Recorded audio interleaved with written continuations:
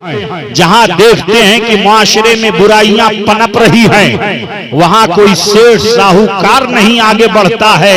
ये उलमा की जमात है जो आगे बढ़ करके मुआशरे की इस्लाह कर रही है। और आज हमारी कौम इन्हीं को गालियां दे रही है, आज हमारी कौम इन्हीं की बेइज्जती कर रही है। लेकिन याद रखो, एक वक्त ऐसा भी था जब ये मुआशरा इतना बिगड़ा हुआ था, इतना बिगड़ा हुआ था। आज से 1450 साल पहले पर निगाह डालिए, आज से 1450 साल पहले निगाह डालिए तो पूरी दुनिया का मुआशरा बिगड़ा हुआ था।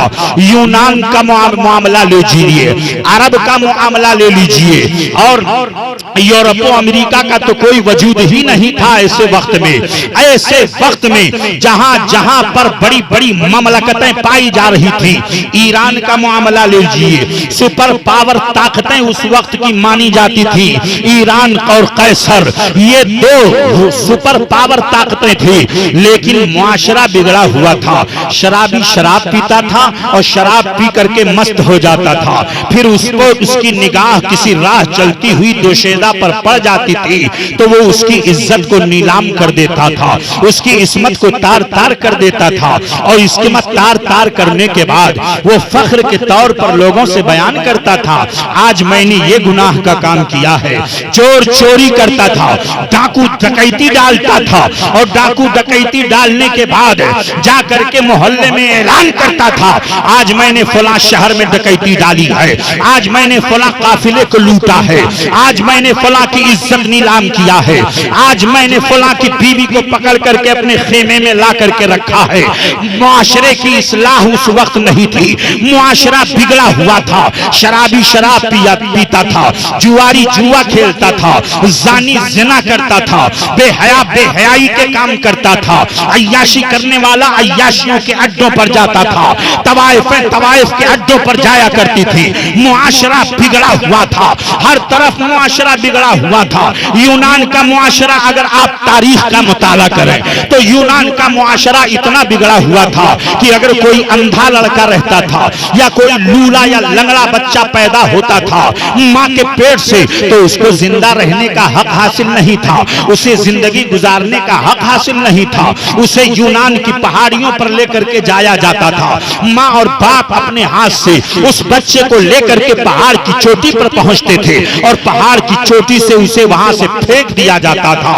वो बच्चा फजाओं में लहराता हुआ आता और उसका सर जमीन से टकराता, पत्थर से टकराता और सर फट जाता, खून का फव्वारा निकलता, जान जाने आफरी के सुपुर्द कर देता था। ये यूनान का मामला था और ये करने वाले कोई और नहीं रहते थे, खुद उसी लड़के के माँ बाप को ये काम अंजाम देना पड़ता था। माँ और बाप अपने हाथ से अपने बच्चे को कई हजार फीट पहाड़ियों की ऊंचाइयों से फेंक दिया करते थे। वो बच्चा जमीन पर आता था, सर टकराता था, जान जाने आफरी के सुपुर्द कर देता था। वो जमीन पर इस तरह जुल्म हो रहा था, मुआशरा इस कदर बिगड़ा हुआ था। अरब की सरजमीन पर बच्चियों को जिंदा जमीन में गाड़ा जाता था। मुआशरा इस कदर बिगड़ चुका था। अरब की सरजमीन पर कोई ऐसा गुनाह नहीं था जिस गुनाह को अरब की सरजमीन पर न किया जाता रहा हो, मगर सबसे बढ़ करके जिसने मुआशरे की इस्लाह किया है, सबसे ज्यादा जिस जात ने मुआशरे की इस्लाह का फरीज़ा अंजाम दिया है, वो कोई और नहीं है, मुहसिन इंसानियत, महबूब खल्लाक़े कायनात, महबूब रब्बुल आलमीन, सैयदुल मुरसलीन, रहमतुल लिल आलमीन, जनाब मोहम्मद रसूलुल्लाह की ज़ाते गिरामी है। जब वो तशरीफ लाए मुआशरे की इस्लाह हो गई, जब वो तशरीफ लाए बच्चियों की इस्लाह हो गई, जब वो तशरीफ लाए तो मुआशरे में जो फसाद और बिगाड़ पैदा हो चुका था उस मुआशरे की इस्लाह किया। और ऐसी इस्लाह किया, ऐसी इस्लाह किया, एक मदरसा कायम किया, उस मदरसे का नाम सुफ़ा रखा और उस मदरसे के तलबा में से हजरत अबू बकर सिद्दीक है, उमर फारूक आजम है, उस्मान गनी है, अब्दुर्रहमान बिन औफ है, हजरत अबू उबैदा बिन जर्राह है, हजरत अम्र बिन आस है, हजरत सईद है, हजरत जुबैर है, हजरत तलहा है। ये वो इस्लाम के जर्नल सहाबा और इस्लाम के सिपहसालार सहाबा जब उस मदरसे से निकले और फारिग हुए तो पूरी दुनिया में उन्होंने मुआशरे की ऐसी इस्लाह किया कि जब वहीं से पढ़ करके निकलने वाला जब जाकर के मिस्र का गवर्नर बनता है तो वहां पर भी मुआशरे में फसाद था। अम्र बिन आस मिस्र के गवर्नर बन के पहुंचते हैं, वही बच्चियों को जिंदा नेल में जाकर के दरियाए नेल में भेंट चढ़ाया जा रहा था। मगर हजरत अम्र बिन आस ने देखा मुआशरे में ये फसाद बरपा है। आपने खत लिखा हजरत उमर फारूक आजम को। हजरत उमर फारूक आजम ने एक रुक्का लिखा दरियाए नेल के नाम, ऐ दरियाए नेल तू अल्लाह के हुक्म से जारी होता है, अल्लाह के हुक्म से थमता है। इस्लाम इस्लाम इस्लाम इसलिए नहीं आया है कि बच्चियों को जिंदा जमीन में गाड़ा जाए। इस्लाम इसलिए नहीं आया है कि बच्चियों को जिंदा भेंट चढ़ाया जाए। इस्लाम इसलिए आया है ताकि बच्चियां आंगनों में खेलते और मुस्कुराती हुई नजर आए, तब जाकर के मुआशरा इस्लाह पजीर। वाह वाह वाह वाह, बहुत उम्दा। खुद न थे जो राह पे औरों के हादी हो गए, खुद न थे जो राह पे औरों के हादी हो गए। क्या नजर थी जिसने मुर्दों को मसीहा कर दिया। आज लोग कहते हैं मुआशरे की इस्लाह होनी चाहिए। मैं कहता हूं मुआशरे की इस्लाह करना है तो कसम खुदा की इस्लामी कानून नाफिज कर दिया जाए तो चोर का हाथ काटा जाएगा, जानी को संगसार किया जाएगा, शराब पीने वाले को कोड़े लगाए जाएंगे, तब जाकर के मुआशरा इस्लाह पजीर होगा, तब जाकर के मुआशरे में सुधार होगा।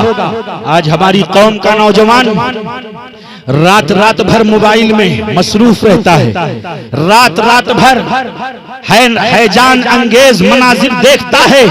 ऐ मेरी कौम का नौजवान सुन, कयामत का मैदान होगा, ये दुनिया ऐसे ही बाकी नहीं रहेगी, या ऐसे ही सूरज नहीं निकलता रहेगा, ऐसे ही सूरज रोजाना नहीं डूबता रहेगा, ऐसे ही मार्केट रोजाना नहीं सजती रहेगी। एक दिन अल्लाह ने रखा है, वो कयामत का दिन है, जब कयामत आएगी और जरूर भी जरूर आएगी। कुरान की आयत करीमा शाहिद है, इज़ा वक़अतिल वाक़िया लैसा लिवक़अतिहा दाफ़िआ, कोई उसके वक़ू को रोकने वाला नहीं है। कयामत आकर के रहेगी और कयामत जब आएगी तो समंदरों को सुलगा दिया जाएगा। समंदर कयामत जब आएगी तो जमीन तांबे की कर दी जाएगी। कयामत जब आएगी तो सूरज सवा नेज़े पर कर दिया जाएगा।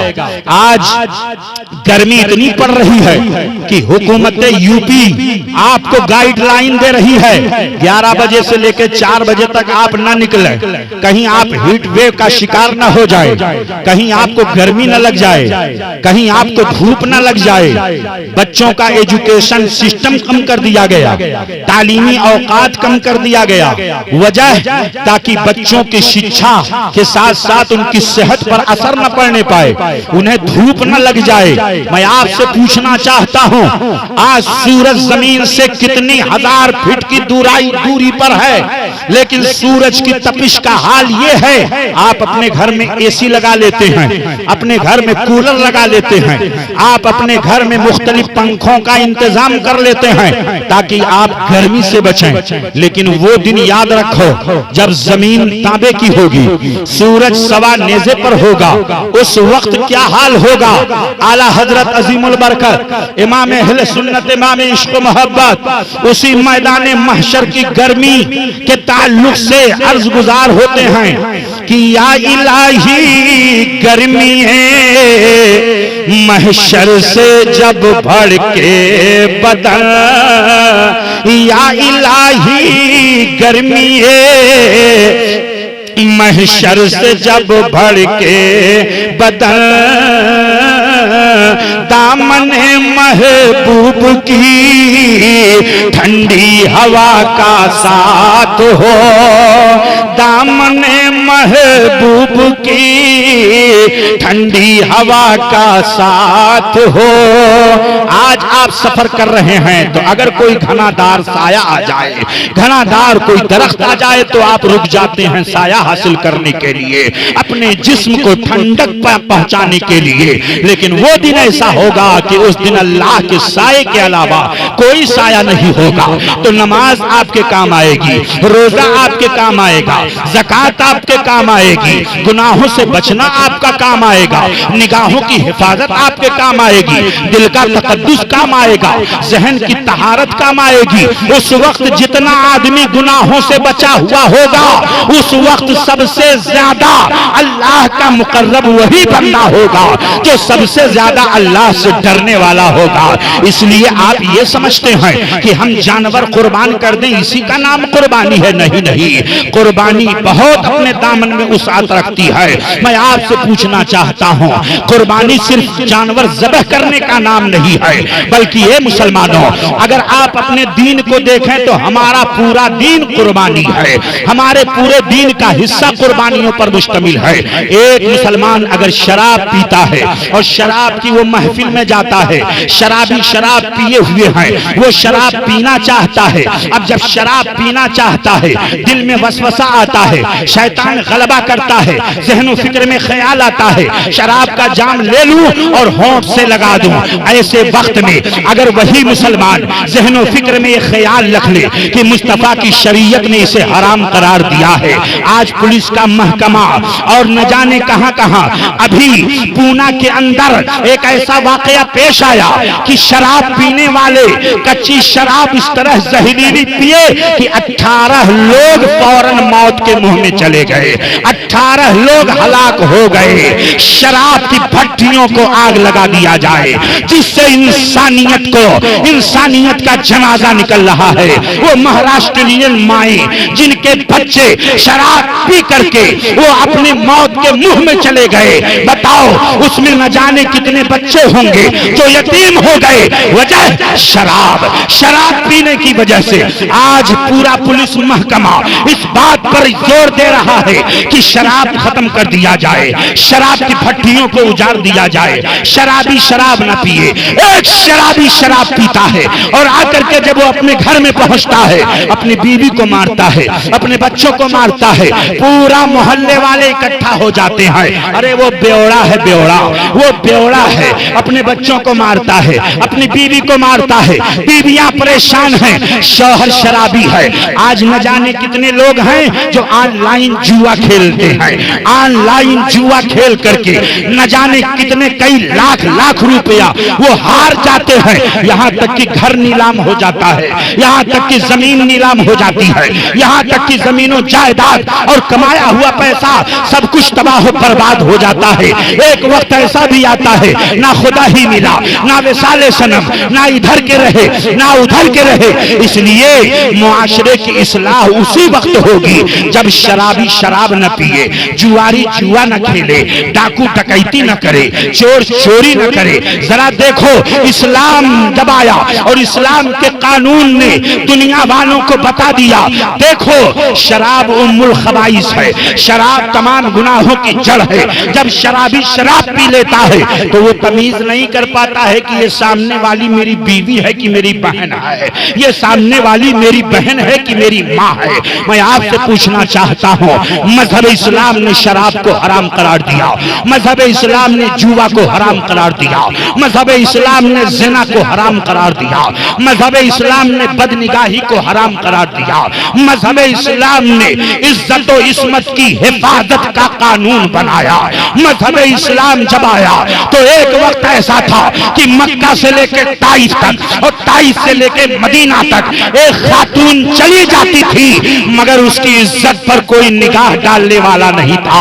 ये मुस्तफा का कानून है, जब मुस्तफा का कानून नाफिज होता है तब मुआशरे की इस्लाह होती है, जब मुस्तफा का कानून नाफिज होता है तब जाकर के मुआशरे की इस्लाह होती है। आओ जरा देखो कैसे कैसे मुआशरे की इस्लाह हुई है। मैं आपसे पूछना चाहता हूं, आज हमारी माएं बहनें भी यहाँ कसीर तादाद में तशरीफ फरमा है, वो अपने घर के अंदर ऐसा माहौल बनाए कि इस्लामी तहजीब तहजीब आपके अंदर हो, इस्लामिक कल्चर आपके अंदर हो। आपका बच्चा घर में आए तो सलाम करे, घर से बाहर जाए तो सलाम करे। और ये मदारिस अरबिया, आपका मदरसा फैजुल नबी, इन्हीं सारे मुआशरे की इस्लाह के लिए ऐसा प्रोडक्ट पैदा करता है। दुनिया की सारी कंपनियां अपने अपने प्रोडक्ट को निकालती हैं, उनका प्रोडक्ट एक ही साल में 6 महीने में उनका प्रोडक्ट सेल हो जाता है, उनका प्रोडक्ट खत्म हो जाता है।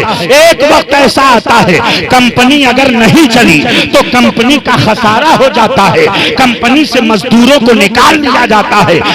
इस गांव से ताल्लुक रखने वाले मुसलमानों, आपने एक ऐसी कंपनी तैयार की है जिस कंपनी का नाम मदरसा इस्लामिया फैजुल नबी है, मदरसा अहले सुन्नत फैजुल नबी है। यहाँ से तलबा पढ़ करके फारिग होते रहेंगे और इस्लामी प्रोडक्ट के ये माल निकलता रहेगा और मुस्तफा के दीन की हिफाजत करता रहेगा। रहती दुनिया तक शरीयत इस्लामिया पर खुद भी अमल करता रहेगा और नास को अमल करवाता रहेगा। सुभान अल्लाह, नारे तकबीर, नारे रिसालत, इस्लाहे मुआशरा कॉन्फ्रेंस, अल्लामा फारूक साहब क़िबला निज़ामी।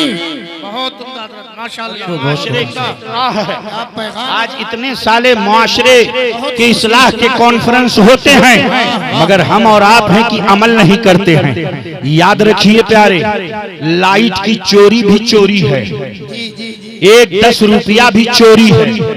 हजरत अल्लामा फकीह मिल्लत अल्लामा मुफ्ती जलालुद्दीन साहब अली रहमा से पूछा किसी ने, हुजूर ये बताइए कि ट्रेन में बगैर टिकट के सफर करना जायज है? जो हुकूमती सतह पर ट्रेनें चलती हैं, क्या उस ट्रेन में बगैर टिकट के सफर करना जायज है? गौर से सुनिएगा मेरी बातों को। चोरी चोरी होती है, चाहे हुकूमत की लाइट चोरी करें तो भी चोरी है, और अपने भाई की जेब काटें तो भी चोरी है। चाहे 10 रुपया चोरी करें तब भी चोरी है, और चाहे करोड़ रुपया चोरी करें वो भी चोरी है। तो हजरत अल्लामा मुफ्ती जलालुद्दीन साहब अली रहमा, जो हजरत अल्लामा मुफ्ती शमसुल हक साहब के उस्ताद हैं, उन्होंने लिखा बगैर टिकट लिए हुए ट्रेन में सफर करना नाजायज है, हराम है। हुकूमत को दगा देना है, हुकूमत को धोखा देना है। जब हुकूमत आपके लिए ये सहूलत फराहम कर रही है तो जो उजरत उस पर मुकर्रर की गई है उस उजरत का देना आप पर फर्ज है। कौम मुस्लिम ने मुआशरे की इस्लाह किया है। आज जरा देखें हमारे मुआशरे में कितनी बुराइयां फैली हुई, कितनी बुराइयां फैली हुई। एक अगर पॉइंट को मैं जिक्र करूं तो वक्त ज्यादा हो जाएगा, लेकिन मैं आपसे ये कहना चाहता हूं, आपकी जिंदगी अमल सालेह से इबारत है। मोमिन दगाबाज नहीं होता, मोमिन ज़नाकार नहीं होता, मोमिन धोखेबाज नहीं होता, मोमिन दहशतगर्द नहीं होता, मोमिन चोर नहीं होता, मोमिन डाकू नहीं होता, मोमिन बदनिगाह नहीं होता। मोमिन के जहन भी पाक रहता है, मोमिन का दिल भी पाक रहता है। इसीलिए मेरे आका ने इरशाद फरमाया, जानी जब ज़िना करता है तो उसका ईमान उससे निकल जाता है। चोर जब चोरी करता है तो उसका ईमान उससे निकल जाता है। मैं आपसे पूछना चाहता हूं, मेरी कौम के नौजवानों, ये अहद कर लो कि हमारी पूरी जिंदगी अमल सालेह से इबारत रहेगी। हम नमाज की पाबंदी भी करेंगे, रोजे की पाबंदी भी करेंगे, अपनी निगाहों में तकद्दुस पैदा करेंगे। अगर कोई बुराई हमारे मुआशरे में नजर आई, आज लोग ये कहते हैं अरे फलाने का लड़का है, अगर शराब पी रहा है, जुआ खेल रहा है, तो हमारे को क्या लेना देना, हमारे को क्या लेना देना, हम काहे को बोलने जाएं। अगर सामने कर गुनाह करने वाला गुनाह कर रहा है, हदीस शरीफ में आका फरमाते हैं, अगर तुम उस नापसंदीदा चीज को देख रहे हो और अगर उससे राजी हो तो तुम भी उस गुनाह में शरीक हो। इसलिए कि गुनाह से राजी होना भी गुनाह है, गुनाह से राजी होना भी गुनाह है। अगर कोई बच्चा नशा कर रहा है तो आप उस नशे के खिलाफ आ जाइए, अपने साथ चंद लोगों को ले लीजिए, इसलिए कि आज फुला का लड़का नशेड़ी बन रहा है, कहीं ऐसा न हो कि हमारे घर में भी वो बला आ जाए। एक वक्त ऐसा भी आ सकता है कि उस नशे की बला हमारी कौम और हमारे मुआशरे, हमारे घर तक आ सकती है।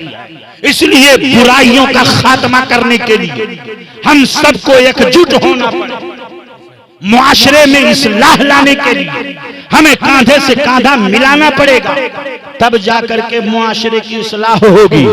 अभी शहर मुंबई में हजरत अल्लामा सैयद मोइनुद्दीन साहब क़िबला अलहाज पीर तरीक़त, उनके ऊपर, उनके खानदान के ऊपर हमला हुआ। और हमला करने वाले कौन थे? नशेड़ी। नशा के खिलाफ चूंकि उन्होंने अभियान चला रखा था, नशा के खिलाफ तहरीक चला रखी थी, तो जो नशेड़ी और गजेड़ी हैं और नशे का सामान बेचते हैं, बहरहाल वो मुआशरे के लिए नासूर हैं, वो मुआशरे के लिए नासूर हैं। और जब बच्चा बिगड़ता है 14 साल का, जब बच्चा बिगड़ता है 15 साल का, 14-15 साल के बच्चों पर निगाह रखो। मेरी कौम के नौजवानों, आपके भी बच्चे हैं, होंगे, अपने मुआशरे पर गर्दो पेश पर निगाह रखो। आपकी बच्ची मोबाइल इस्तेमाल करती है, नहीं करती है, क्या पढ़ती है, क्या नहीं पढ़ती है। कुल्लुकुम राइन व कुल्लुकुम मसऊलुन अन रइयतिही, तुम में का हर एक चरवाहा है और हर चरवाहा अपने रेवड़ के बारे में पूछा जाएगा। कल कयामत का दिन होगा, हम अपनी जिम्मेदारियों से सुबुकदोश नहीं हो सकते। जो जिम्मेदारियां मजहब इस्लाम ने आयत की हैं, उन जिम्मेदारियों को निभाना पड़ेगा।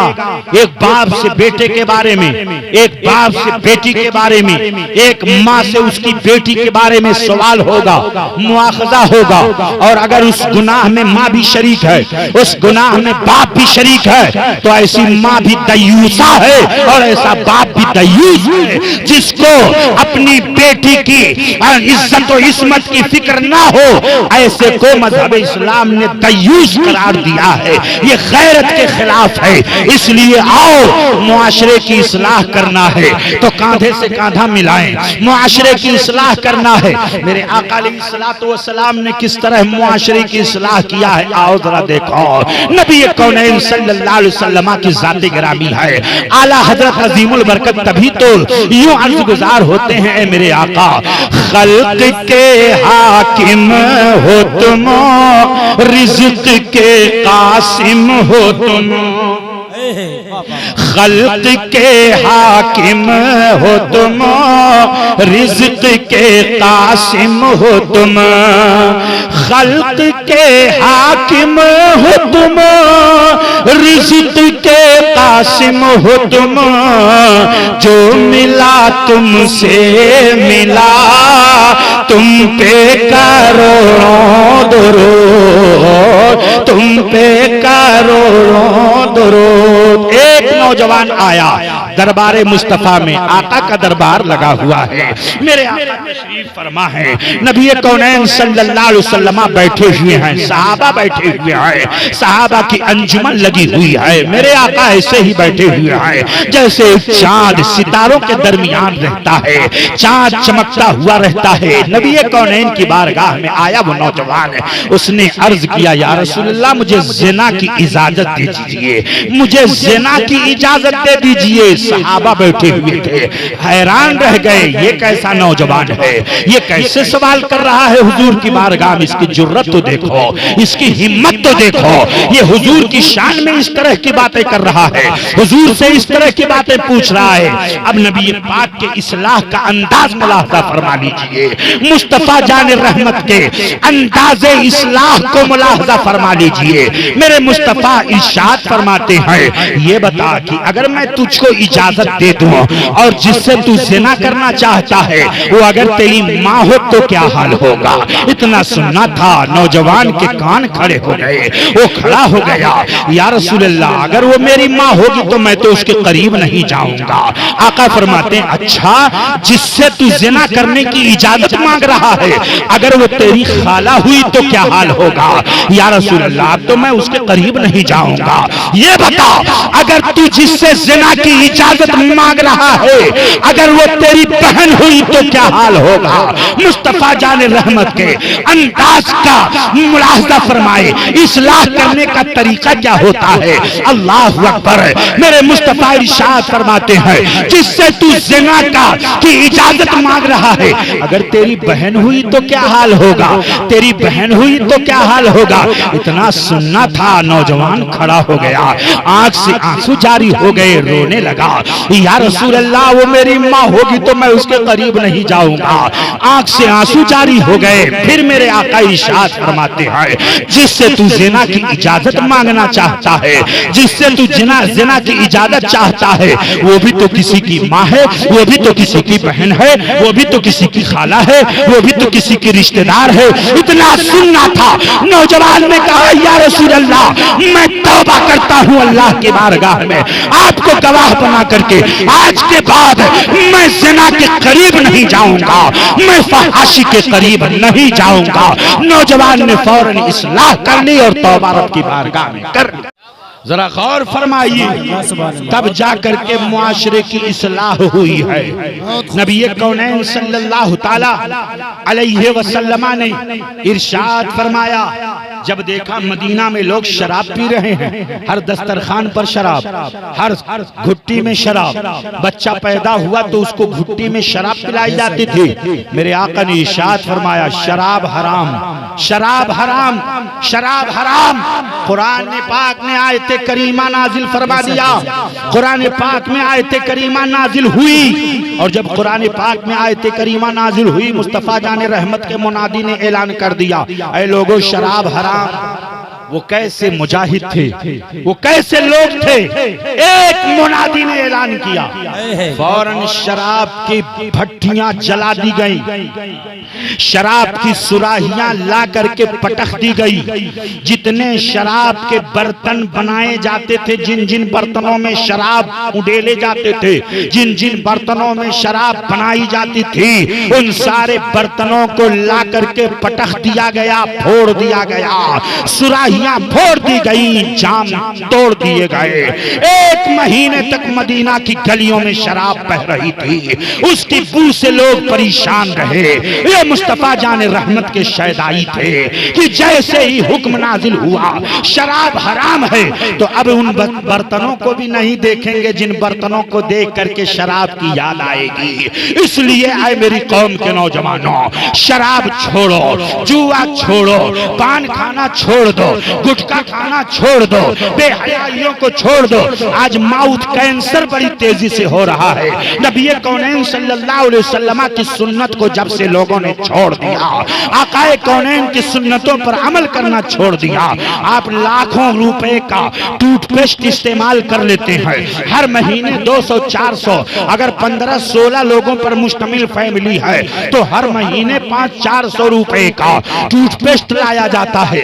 ब्रश से आप करते हो, आपका दांत भी खराब हो रहा है। मैंने देखा है 5-5 साल के बच्चों का दांत खराब हो रहा है, 15 साल का बच्चा है उसके दांत उखाड़े जा रहे हैं। मैं आपसे पूछना चाहता हूं, आज से 25 साल 20 साल पहले का जायजा लीजिए। जो बूढ़े लोग हैं वो दतून का इस्तेमाल करते थे, मिसवाक इस्तेमाल करते थे। मिसवाक सुन्नते रसूलुल्लाह है। मेरे नबी ने इरशाद फरमा दिया, जो मिसवाक करके नमाज अदा करेगा, मिसवाक करके जो नमाज अदा की जाएगी उस नमाज में 70 गुना अज्र बढ़ा दिया जाएगा, 70 गुना सवाब बढ़ा दिया जाएगा। मिसवाक के जरिए आज भी अमेरिका और यूरोप के डॉक्टर्स ने जब रिसर्च किया और मुस्तफा जाने रहमत की इस हदीस पाक को देखा तो ये कहने पर मजबूर हो गए, आज भी अगर लोग मिसवाक का इस्तेमाल करना शुरू कर दे तो पूरे हिंदुस्तान हिंदुस्तान से बल्कि पूरी दुनिया से माउथ कैंसर के केसेस खत्म हो जाएं और लोगों को सेहत तवानाई हासिल हो जाए। आज कैंसर के हॉस्पिटल में चले जाइए, कैंसर के मरीज आपको कसीर तादाद में मिलेंगे। क्यों? गुटखा खा रहे हैं, क्यों शराब पी रहे हैं, क्यों बेहयाइयों में मुब्तला है। ऐ मेरी कौम के नौजवानों, मजहब इस्लाम में सेहत को बड़ा दर्जा हासिल है। मेरे नबी इरशाद फरमाते हैं, मोमिन सेहतमंद होता है, मोमिन तवाना होता है उस मोमिन से जिसके बदन में ताकत नहीं है, जिसके बदन में कुव्वत नहीं है, उस मोमिन को अफजल करार दे दिया। जिसके जहन में और जिसके जिस्म में सेहत तवानाई है, तंदुरुस्ती ना हो तो करोड़ रुपया पर सोने वाला पूरा पेट पैसों से भरा हो, लेकिन अगर सेहत तवानाई नहीं है और बीमारियों का शिकार हो गया तो करोड़ों की प्रॉपर्टी, लाखों रुपया, सब कुछ बर्बाद। और सेहत तवानाई है तो सेहत और तवानाई का ख्याल रखना चाहिए। ला तुल्कू ऐदियकुम इला तहलुका, अपने हाथों को हलाकत में न डालो। जानते हो कि हमको इसका इस्तेमाल मुज़िर है, जानते हो कि इसके इस्तेमाल से हम तकलीफ में आ सकते हैं, ऐसा काम हरगिज न करो। तब जाकर के मुआशरे की इस्लाह होती है, तब जाकर के मुआशरा इस्लाह पसंद होता है। माओ बहनों, तुम अगर अपने घर की इस्लाह चाहती हो, मुआशरे की इस्लाह अपनी जगह। मुआशरा कब इस्लाह पजीर होता है? जब घर घर इस्लाह पजीर हो, घर घर में इस्लाह हो। तो घर घर में इस्लाह कैसे होगी? आज घर घर में लड़ाई, सास बहू की लड़ाई, ये भी मुआशरे का फसाद है। सास और बहू में लड़ाई, ये भी मुआशरे का फसाद है। ननद और भाऊज में लड़ाई, ये भी मुआशरे का फसाद है। बाप बेटे में लड़ाई, ये भी मुआशरे का फसाद है। उस्ताद और शागिर्द में लड़ाई, ये भी मुआशरे का फसाद है। पीर और मुरीद में लड़ाई, ये भी मुआशरे का फसाद है। अराकीन और असातिज़ा में लड़ाई, ये भी मुआशरे का फसाद है। उस्ताद में लड़ाई, ये भी मुआशरे का फसाद है। तालिब इल्म से लड़ाई, ये भी मुआशरे का फसाद है। ताजिर बिजनेसमैन से लड़ जाए, मुआशरे का फसाद है। मजदूर से लड़ जाए, मुआशरे का फसाद है। तो जिस तरफ देखिए फसाद ही फसाद नजर आ रहा है। अब अगर उस फसाद को छोड़ना है और उस फसाद को खत्म करना है तो आओ कुरान पाक की आयत करीमा की तरफ जा रहे हैं। कुरान पाक में हुक्म दिया गया, आपस में तुम झगड़ा न करो। सुभान अल्लाह, ये कुरान पाक का ला तनाज़उ। उलमा बैठे हुए हैं, उलमा बैठे हुए, आप इनसे पूछिए। कुरान पाक का हुक्म है ला तनाज़उ, आपस में झगड़ा न करो, आपस में झगड़ा न करो। झगड़ा करोगे तो फसाद बर्पा होगा।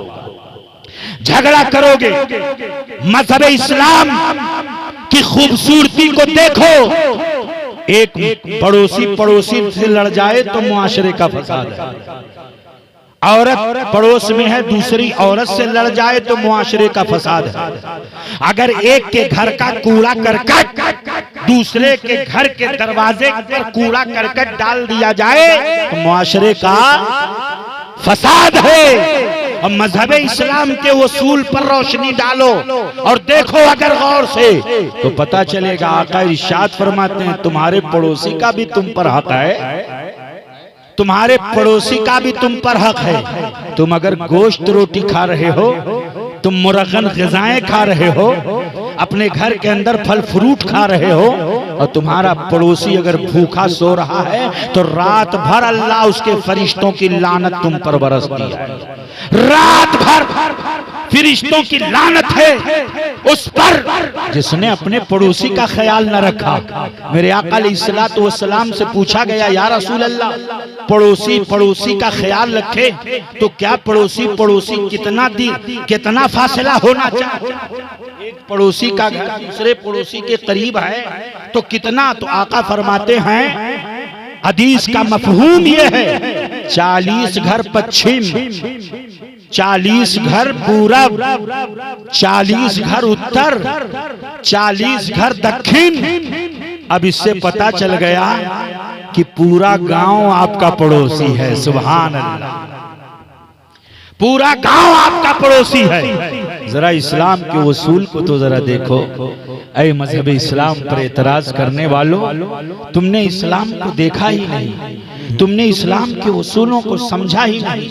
आज भी यूरोप और अमेरिका में बड़े बड़े बैरिस्टर, बड़े बड़े साइंटिस्ट इस्लाम के एक एक उसूल पर रिसर्च कर रहे हैं और रिसर्च करके वो दुनिया वालों को बता रहे हैं कि अल्लाह के नजदीक सबसे प्यारा, सबसे महबूब, इंसानी फितरत के मुताबिक रुए जमीन पर अगर कोई दीन है तो सिर्फ मजहब इस्लाम है, सिर्फ मजहब इस्लाम। ये तारीख हमें बता रही है। इसलिए आओ इस्लाम के उसूलों पर अमल करो। कसम खुदा की मुआशरा बिगड़ा हुआ इस्लाह पजीर हो जाएगा। मेरी कौम के नौजवानों, तुमको डबल सवाब क्यों दिया जाता है? एक बूढ़ा आदमी, उसके पास न नफ्स है, उसके पास न ख्वाहिशात है, उसके पास जवानी नहीं है, लेकिन वो बूढ़ा नमाज के लिए जा रहा है, तो उसी में एक नौजवान भी जा रहा है, तो नौजवान को डबल सवाब दिया जा रहा है। डबल सवाब क्यों? इसलिए दिया जा रहा है, डबल सवाब इसलिए दिया जा रहा है कि ये जवानी की हरारत इसके अंदर, जवानी का खून इसके अंदर। एक आने वाली नस्ल को सुधारना है और जाने वाली नस्ल की भी इस्लाह करना है। एक नौजवान वो शैतान से भी जिहाद करता है और अपने नफ्स से भी जिहाद करता है। तो ऐसी सूरत में वो कुर्बानियां पेश कर रहा है, इसलिए उस बूढ़े से नौजवान का अजर सवाब ज्यादा।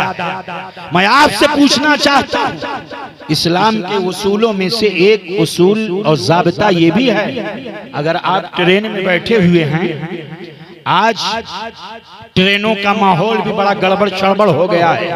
ट्रेन में अगर आप बैठे हुए हैं और सामने अगर कोई बीमार खड़ा है या सामने अगर कोई बूढ़ा और उसको सीट नहीं मिली है, वो कमजोर है बेचारा, वो बीमार है बेचारा, करीब है कि गिर जाए, करीब है कि ट्रेन में उसे धक्का मिल जाए। अब आपके लिए जरूरी है, इसलिए कि आप मुसलमान और इस्लाम तो नसीहत ही का नाम है, इस्लाम तो भाईचारगी का नाम है, इस्लाम तो मानवता ही का नाम है, इस्लाम तो इंसानियत ही का नाम है। अब आपके लिए इंसानियत यह है कि आप अपनी सीट को छोड़ दें और उस बीमार को अपनी सीट पर बिठा दें। ये आपकी कुर्बानी है, आपके लिए सबसे बड़ी कुर्बानी है। आपने उस बीमार को उस बूढ़े को आपने ट्रेन में जगह दे दिया, अपनी सीट पर बिठा दिया, उसका दिल भी खुश हो गया, उसे सुकून भी हासिल हो गया। ये किसी और ने नहीं कहा है, ये हमारे पैगंबर मोहम्मद अरबी मुहसिन इंसानियत जाने कायनात जनाबे मोहम्मदुर रसूलुल्लाह का इरशाद गिरामी है कि जब तुम किसी बूढ़े को देखो तो ऐसी सूरत में अपनी कुर्सी खाली कर दो, बूढ़े को बिठा दो। जब तुम बूढ़े हो जाओगे तो अल्लाह तुम्हारे जैसे किसी जवान को पैदा कर देगा जो तुम्हारी ताजीम करता नजर आएगा, जो तुम्हारी इज्जत करता नजर आएगा, जो तुम्हारा एहतराम करता नजर आएगा। ये मजहब इस्लाम का कानून है। ये मजहब इस्लाम का कानून है। मैं आपसे अपनी बात बताता हूँ, शहर मुंबई में लोकल ट्रेन में सफर करना बड़ा मुश्किल होता है, और खास तौर से शाम का वक्त, चाहे वो वेस्टर्न रेलवे हो, चाहे वो सेंट्रल लाइन, तीनों लाइनों पर सफर करना बड़ा मुश्किल होता है। एक मर्तबा मुझे शहर मुंबई में कुर्ला से मुमरा जाना था और मैं ट्रेन में बैठ गया, सीट मुझे मिल गई। सामने एक शख्स अपने बाप को लेकर के जाना चाहता था थाने में उसको उतरना, तो पकड़ा हुआ था हाथ और वो लरज रहा था बेचारा, नहीं था पैसा उसके पास कि थाने तक ओला बुक करे, उसके पास पैसा नहीं था। तो ट्रेन में सफर अपने बाप को लेकर के, मैंने उससे पूछा कि तुम कहाँ जा रहे हो? कहा थाने में फला हॉस्पिटल में, ये मेरे पिताजी हैं और मैं इनको लेकर के जा रहा हूँ। मैं खड़ा हो गया तो मैं उसको सीट पर बिठा दिया, तो उस नौजवान के दिल पर बड़ा असर हुआ। उसने कहा कि मौलवी साहब, मैं तो बड़ी नफरत करता था मुसलमानों से, लेकिन आज मैंने देख लिया कि इस्लाम के उसूल बड़े खूबसूरत हैं। आज मैंने जाना कि इस्लाम, आप जैसे लोग मुआशरे में अगर मौजूद रहें, तो कहा कि और भी दूसरे लोग बैठे हुए थे, सबकी नजर मेरे बाप पर थी, सब लोग मेरे बाप को देख रहे थे, मगर किसी ने अपनी सीट नहीं छोड़ी। आपको थाना से नहीं, कुर्ला से मुमरा 40 किलोमीटर का सफर करना है।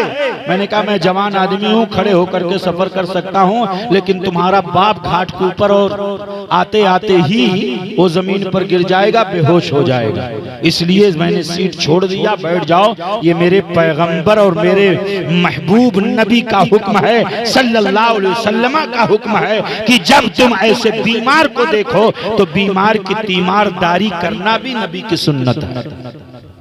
बीमार की तीमारदारी करना भी नबी की सुन्नत है। इसलिए मुआशरा तब इस्लाह पजीर होता है। मेरी कौम के नौजवानों, आपने इस जलसे का उन्वान रखा इस्लाह मुआशरा, मुआशरे की इस्लाह। ये मौजू बड़ा ही वुसअत वाला मौजू है, बड़ा वसी मौजू है। इस पर अगर भी गुफ्तगू की जाए तो और भी वक्त काफी हो जाएगा। कितना बज गया? 2:30 बज गया। और मैं मशकूर हूँ, ममनून हूँ मुहिब्बे गरामी वकार हजरत अल्लामा मौलाना मुफ्ती शमसुल हक साहब क़िबला का कि उन्होंने मुझे बोलने का मौका इनायत फरमाया। आला हजरत अजीमुल बरकत आयतुम मिन आयातिल्लाह मौजज़तुम मिन मौजज़ाति रसूलिल्लाह इमाम अहमद रजा खान अलैहि रहमतुर रिज़वान अपने आका की बारगाह में यूं अर्ज गुजार होते हैं, या रसूल अल्लाह, वाह क्या जूदो करम है शहबत हा तेरा।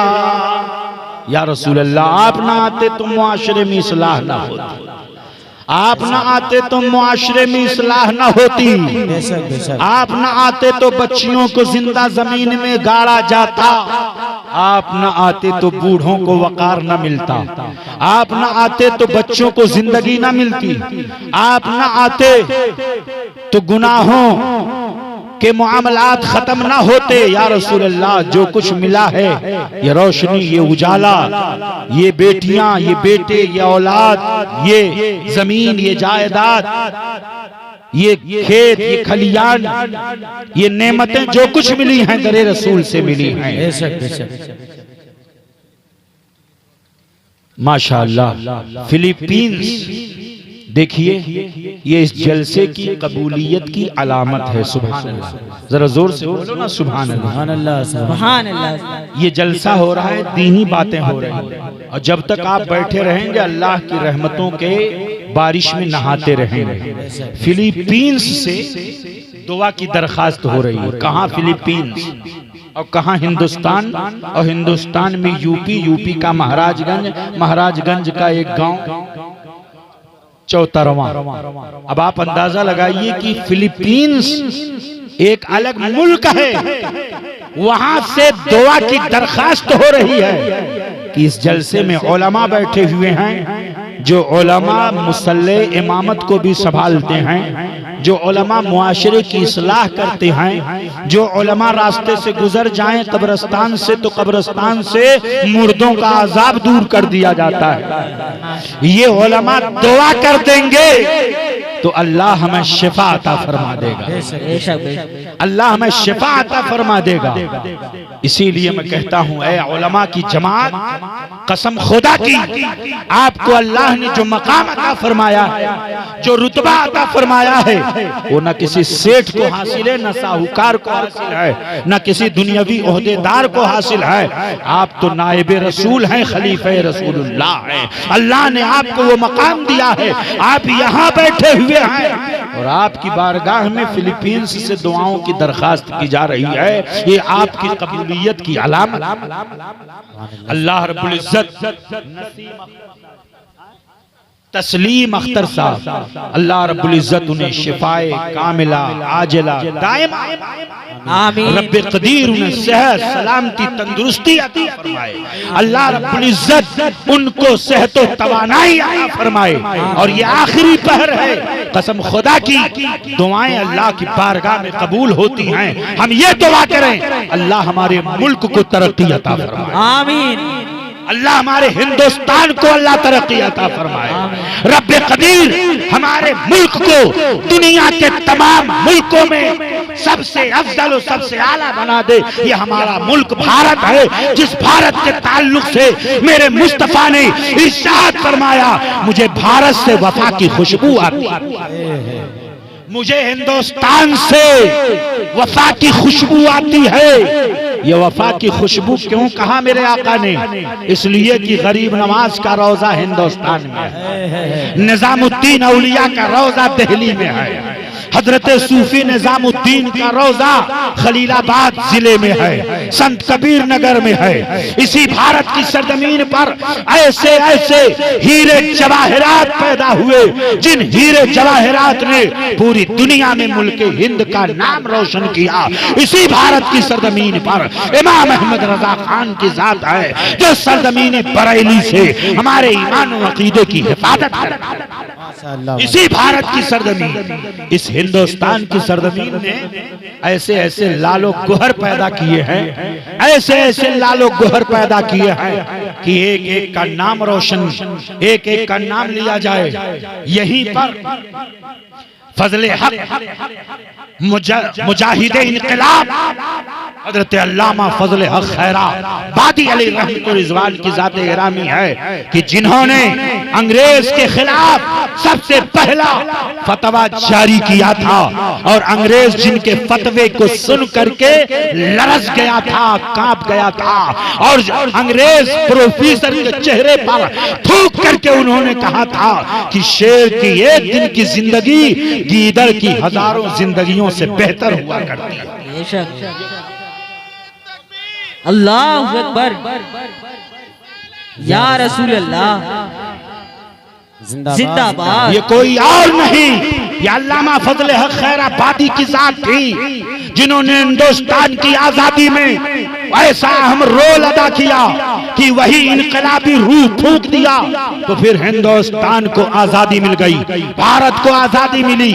चाहे वो मुसलमान हो, चाहे वो हिंदू हो, सबों ने इस भारत की आजादी के लिए अपना खूने जिगर हिंदुस्तान की सरजमीन पर बहा दिया, और अंग्रेजों ने हजारों मुसलमानों को और हजारों गैर मुस्लिमों को फांसी के फंदे पर लटका दिया।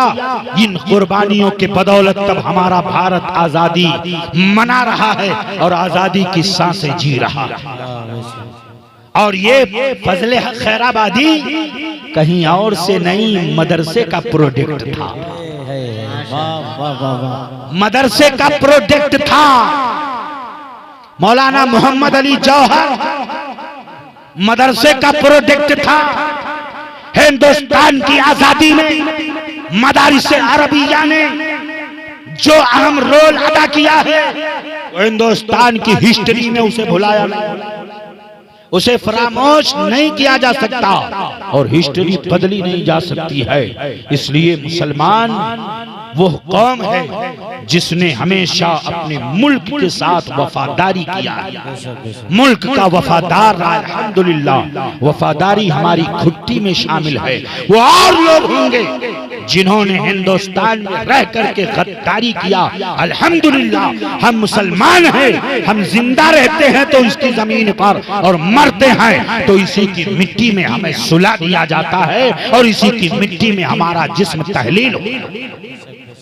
ये तारीख शाहिद है। इसलिए चौतरवा के मुसलमानों, गिरदो नवाह के आए हुए मुसलमानों, मैं पुलिस महकमे को भी सलूट करता हूं कि उन्होंने जिस तरीके पर इस जलसे को मैनेज करने के लिए उन्होंने अपना अहम रोल अदा किया।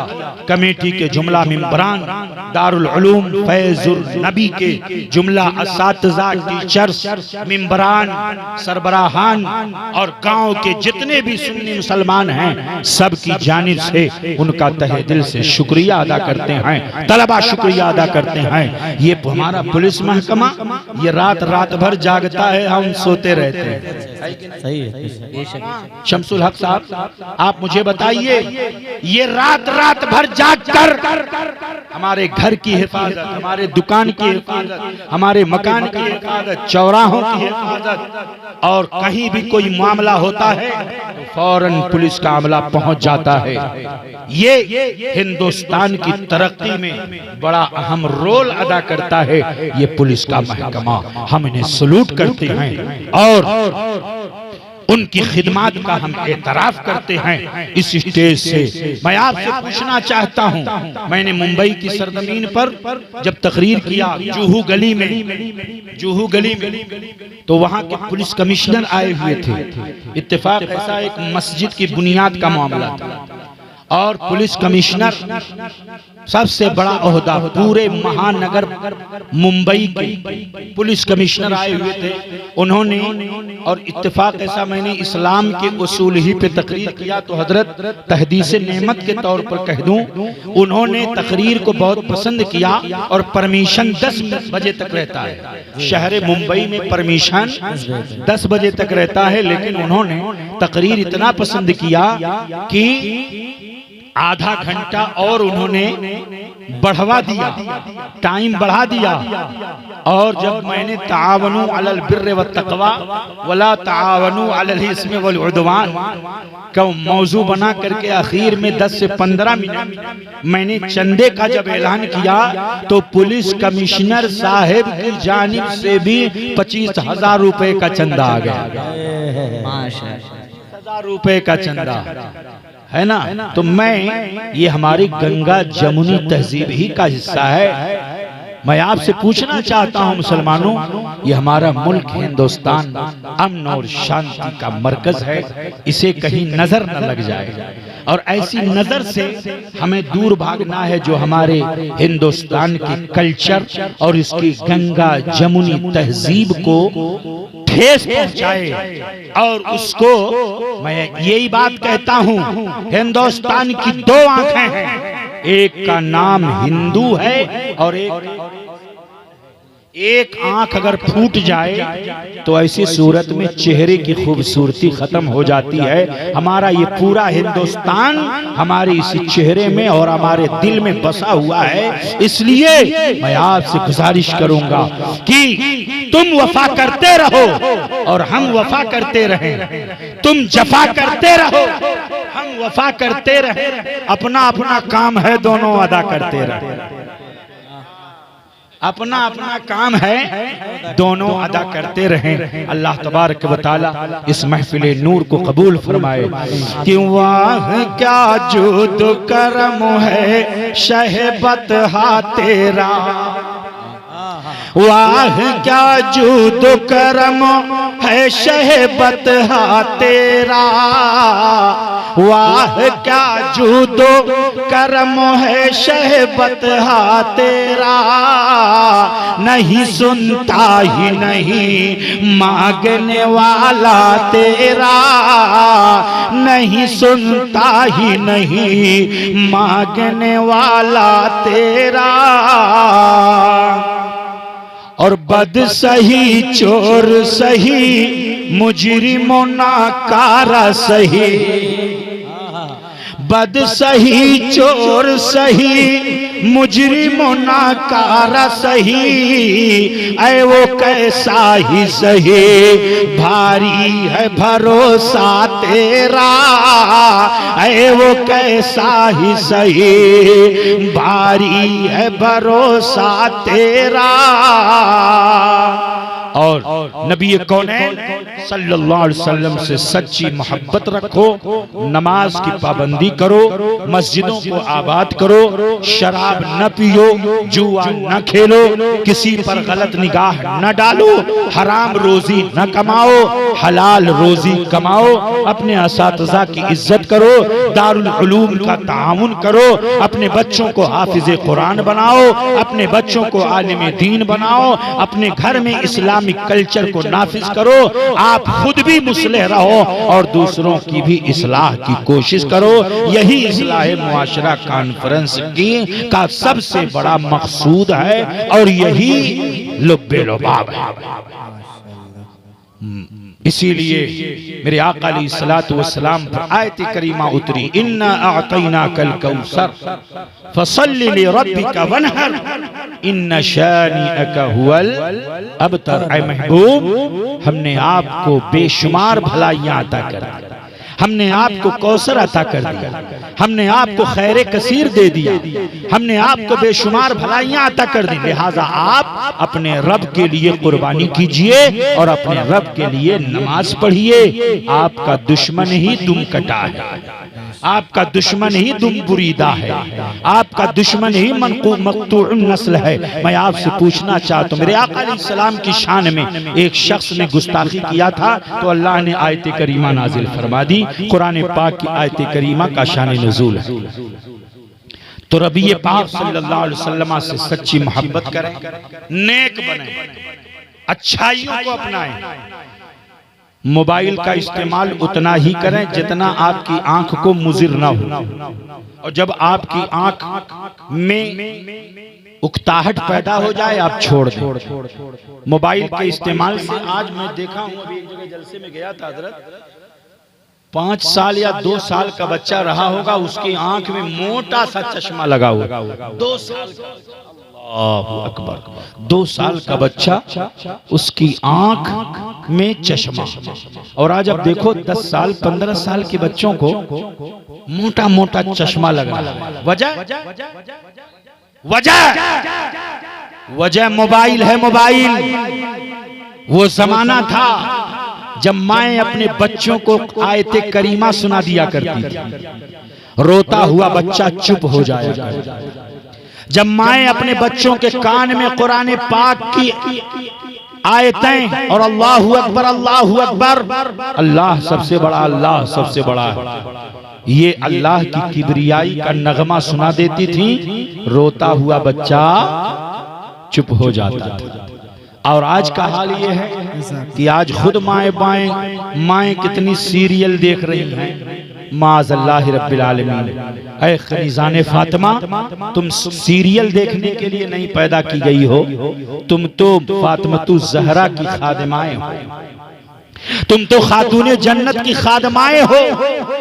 कल मैदान महशर में हजरत फातिमतु ज़हरा के रिदाए रहमत के नीचे तुम्हें जगह मिलेगी, लेकिन शर्त यह है कि तुम मोमिना बन करके जिंदगी गुजारो, मुस्लिमा बन करके जिंदगी गुजारो, नेक बन करके, सालिहा बन करके, जाहिदा बन करके, आरिफा बन करके जिंदगी गुजारो, तो तुम्हारी जिंदगी नेक रहेगी, तो तुम्हारे बच्चे भी नेक रहेंगे, बच्चियां भी नेक रहेंगी। इसलिए मैं आपसे कहूंगा, आप यहाँ से उठ करके जा रहे हैं तो ये पैगाम लेकर के जाएं। रात का आखिरी पहर है, चंद बातें आप, मेरी कीमती बातें अपने दामन में समेट करके जाएंगे, और अगर आपने अमल कर लिया तो मुझे भी सवाब मिलेगा और आपको भी सवाब मिलेगा, और जितने उलमा यहाँ बैठे हैं सब के नाम आमाल में नेकियां लिखी जाएंगी। अमल करेंगे इंशाअल्लाह, जरा हाथ उठाइए तो आप अमल करेंगे, बुराइयों को छोड़िए, अच्छाइयों को अपनाइए, नेकियों को अपनाइए, नेक रहिए। नेकी में सुकून है गुनाह में बेचैनी। जो गुनाह करता है वो कभी सुकून से, वो गुनाह करने के बाद अपने बेड पर जाता है, चाहे वो बेड 8, 10, 15 इंच का बनवा ले, लेकिन उसे सुकून मिलने वाला नहीं है। और नेक काम करने वाला, किसी गरीब के हाथ पर आपने 10 रुपया रख दिया, आपको सुकून मिलेगा। किसी भूखे को आपने खाना खिला दिया, आपको सुकून मिलेगा। किसी प्यासे को आपने पानी पिला दिया, आपको सुकून मिलेगा। किसी गरीब का हाथ थाम करके और किसी अंधे को आपने ट्रेन में बिठा दिया या सड़क पार करवा दिया, आपको सुकून मिलेगा। और जब सुकून मिलेगा तो फुटपाथ पर भी सो जाओगे तो गहरी नींद में सो जाओगे। हजरत उमर फारूक आजम को कत्ल करने के लिए आया था, लेकिन उसने कहा, है उमर, तुम अदल करते हो, इंसाफ करते हो, इसलिए तुम आसमान के नीचे बबूल के दरख्त के नीचे सोए हुए हो और तलवार तुम्हारी गर्दन के नीचे है, तुम्हें कोई गम नहीं है, तुम्हें कोई खौफ नहीं है। और हमारे बादशाह जुल्म करते हैं, इसलिए जब वो निकलते हैं तो पहरेदारों के सफ में निकलते हैं, पहरेदारों के झुरमुट में निकलते हैं। निगाह खोली हजरत उमर फारूक आजम ने, कांपने लगा, तलवार उठाई, कांपने लगा। कहा, मैं तुम्हें कत्ल करने के लिए नहीं तलवार उठाया हूँ। उसने कहा, हुजूर कलिमा पढ़ाइए, दामन इस्लाम में दाखिला ले लीजिए, इस्लाम की खूबसूरती हमें मालूम हो गई, इस्लाम के वसूल हमें पता चल गए। इसलिए मेरे प्यारो, जब नेकियां करोगे तो आपको सुकून मिलेगा, गुनहगार को कभी सुकून नहीं मिलता है। तो इसलिए गुनाहों से बचो। वमा अलैना इल्लल बलागुल मुबीन व आखिरु दावाना अल्हम्दुलिल्लाहि रब्बिल आलमीन। अस्सलाम।